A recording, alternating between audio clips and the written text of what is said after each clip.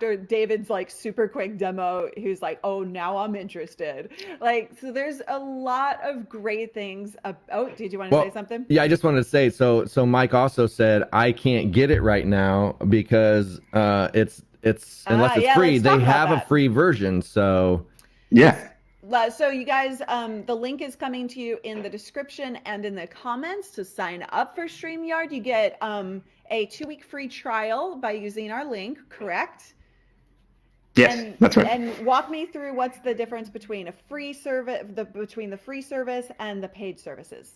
Yeah, absolutely. So we're at the freemium product, right? So there's an entirely free tier of StreamYard, but with that link there, you guys will get a 2-week trial to test out the paid features. But we offer a lot on the free version, so you can go live for up to 20 hours per month. That's ridiculous. Like, yeah, it's quite a bit, right? Unless you're us, you're not going live for 20 hours a month.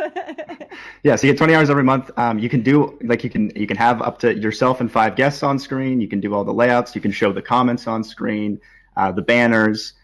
You won't get the overlays, and you'll have our little duck in the corner there on the free version. But other than that, you have most of the features. And then when you upgrade, or in that same trial, you'll have access to one of the most popular features, which is simulcasting or multi-streaming. So you can go to like Facebook and YouTube at the same time, which I know people really like. And all the comments come into the studio, which I know is important to people to sort of be able to manage those different audiences effectively. So you'll see the little Facebook comments and the little YouTube comments. And then, of course, you'll be able to upload your own logo and put up your own overlays. And you'll also have access to recording. So your streams will be recorded and you can download them after. I know a lot of people like we have an option to download the audio file. I know a lot of people like that feature. Yeah, definitely. And I've actually used that, the download feature, fairly recently, actually.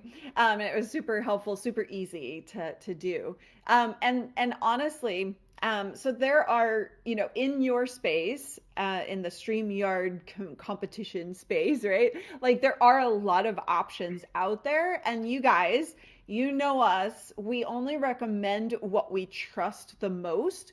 And this service, StreamYard, has been the most stable, most fully functional option out there.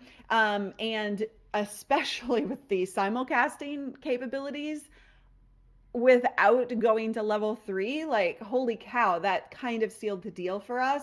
But in addition, what I really fell in love with when it comes to StreamYard is all of the tutorial tips that they give you.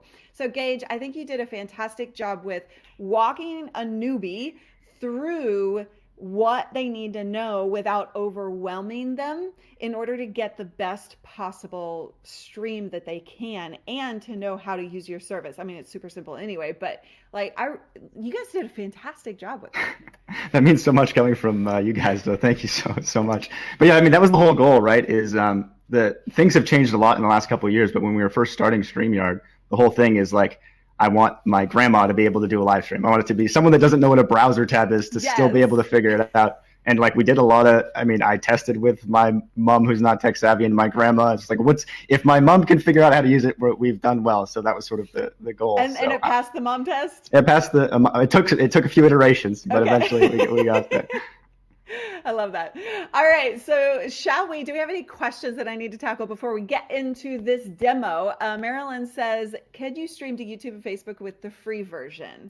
Either or. So you can stream to YouTube or Facebook, but the multi-streaming is a paid feature. Yeah, and it has to be, guys. I mean, everything that they add adds extra load to them, and they pay for all of this stuff, right? You guys have to realize that when it comes to free, to be honest, I know that we're living in a time right now where it's like, and everybody's kind of conscious of their money spent, but you do want to pay developers for doing the work that they are working so hard at, right? Well, and people don't understand server costs. Like they don't understand the expense of actually processing all of this data.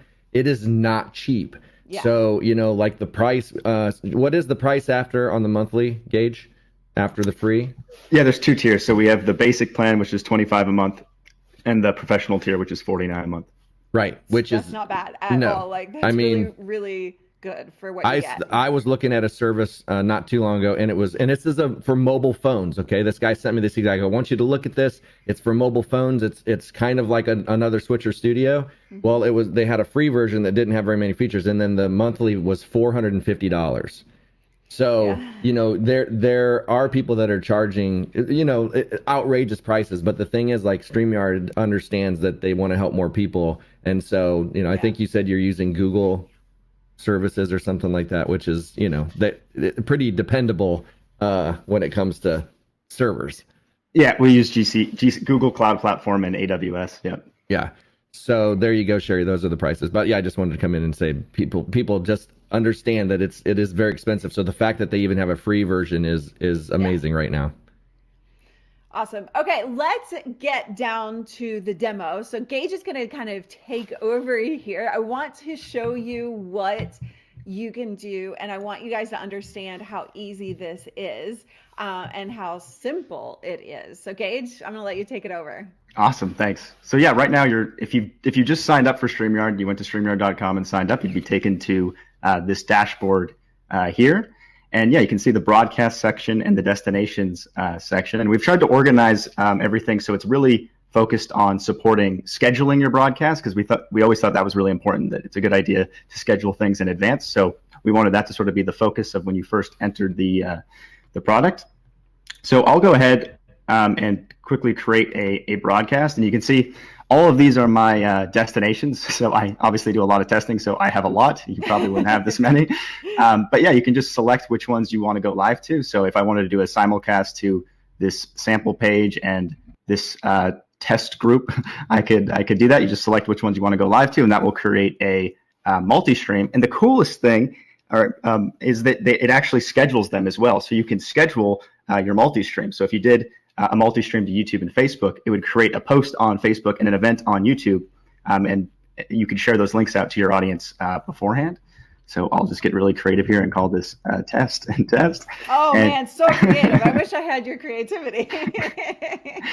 And yeah, you can use this schedule for later option and choose your time and thumbnail image. Which is what we did today for this stream, by the way. Perfect. And then you can customize for each destination if for whatever reason you wanted to make one description slightly different for a different audience. So I'll just go ahead and create that.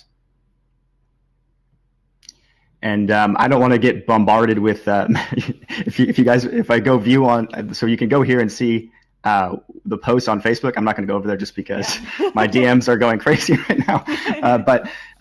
So this is nice. So if you go to the more section, you get some information here, and this is an important distinction. So this invite a guest link is what is sort of the portal to the StreamYard studio. So that link is how you can invite your panelists or your guests into the studio with you. It'll be something like StreamYard.com/a string of random letters. So you want to make sure you don't share that out with your public audience unless you just want random people joining you, which I never recommend. Like, I'm surprised how many people do that, but I don't think. Oh my God. Seriously, like no pants. Like I always have to say when I do something like that, like pants are required. yeah. Right? There's got to be some rules.